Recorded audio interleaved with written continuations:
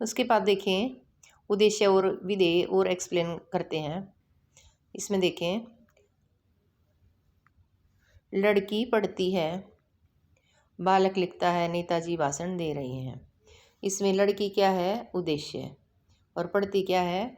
विधेय। एक बार देखें इसमें देखें लड़की क्या है भाई? उद्देश्य, और पढ़ती क्या है? विधेय। उसके बाद देखें बालक क्या है? उद्देश्य, और लिखता क्या है? विधेय। बालक यानी किसके बारे में कहा जा रहा है? बालक के बारे में कुछ बताया जा रहा है। और उद्देश्य विधेय का मतलब है कि बालक क्या कर रहा है ये बताया जा रहा है। यानी उद्देश्य के बारे में बताया जाए वो विधेय होगा, और जब वाक्य में जिसके बारे में कुछ कहा जाए, इसके बारे में कह रहे हैं बालक के बारे में, तो ये उद्देश्य कहलाएगा।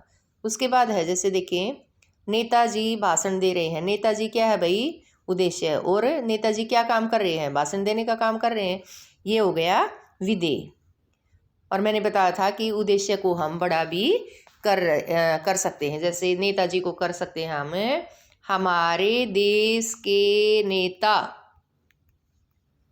कितना भी बड़ा कर सकते हो इसको। हमारे देश के नेता भाषण दे रहे हैं। अब कौन दे रहा है? यही दे रहा है ना, तो ये उद्देश्य कहलाएगा, चाहे ये कितना भी बड़ा हो। तो इसको दूसरे शब्दों में कह सकते हैं कि कर्ता को ही उद्देश्य कहते हैं। कर्ता को ही उद्देश्य कहते हैं। ये इस तरीके से भी समझ सकते हैं। उसके बाद है बेटा वाक्य के भेद। ये थे वाक्य के अंग। क्या थे ये? वाक्य के अंग। अब हैं वाक्य के भेद। भाई वाक्य के दो भेद होते हैं, रचना के आधार पर और अर्थ के आधार पर। रचना के आधार पर यानी उसकी बनावट किस तरह की है, वाक्य की बनावट, और अर्थ, उसका अर्थ क्या निकलता है, अर्थ क्या निकलता है। ये है अब वाक्य के दो भेद। अब पढ़ेंगे हम रचना के आधार पर। रचना के आधार पर भाई वाक्य के तीन भेद हैं। अब कैसे? नंबर 1 सरल वाक्य, नंबर 2 संयुक्त वाक्य, नंबर 3 मिश्रित वाक्य। सरल वाक्य का मतलब होता है जिस वाक्य में एक उद्देश्य और एक विधेय, वो सरल वाक्य कहलाएगा। कैसे? देखें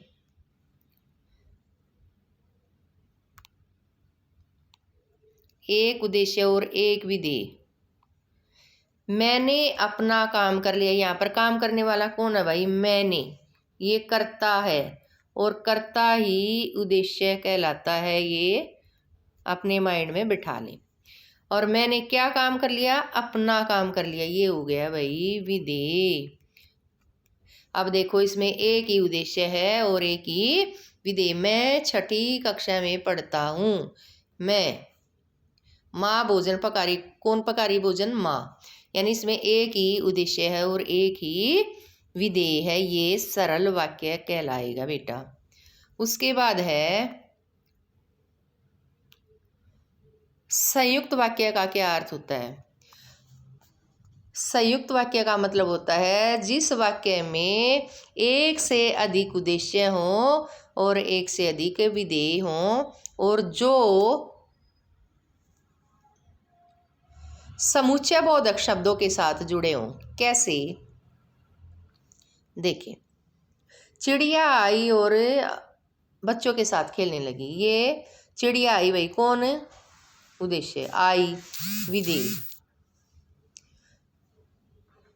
बच्चों के साथ खेलने लगी, ये दूसरा विधेय हो गया, जिसमें एक से अधिक उद्देश्य और विधेय हों और योजक के साथ जुड़े हों। अब सब में और, अथवा, लेकिन इनसे जुड़े हुए हैं, तो ये कहलाएंगे बेटा संयुक्त वाक्य। और संयुक्त वाक्य की पहचान मैं आसानी से बता देती हूँ। संयुक्त वाक्य की पहचान होती है भाई कि इसमें दोनों वाक्य स्वतंत्र होते हैं। देखो चिड़िया आई, एक वाक्य हो गया ये। एक वाक्य हो गया। बच्चों के साथ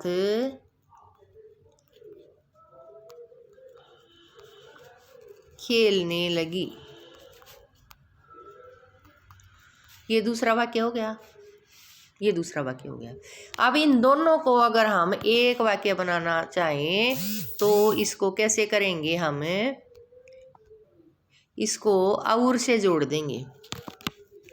देखो, चिड़िया आई, एक वाक्य हो गया। और बच्चों के साथ खेलने लगी, दूसरा वाक्य हो गया। और इससे हमें इसको हमने किससे जोड़ दिया? और से जोड़ दिया। किससे जोड़ दिया? और से। ये है भाई संयुक्त वाक्य की पहचान, यानी जिसमें दो वाक्य होंगे और दोनों स्वतंत्र होंगे। स्वतंत्र का मतलब होता है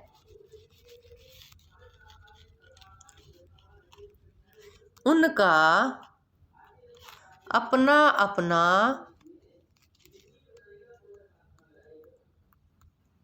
अर्थ होता है, वो दूसरे पर डिपेंड नहीं करते। ये होता है स्वतंत्र का अर्थ। यानी संयुक्त वाक्य में दोनों ही वाक्य स्वतंत्र होते हैं, वो किसी पर डिपेंड नहीं करते। ये होती है इसकी पहचान।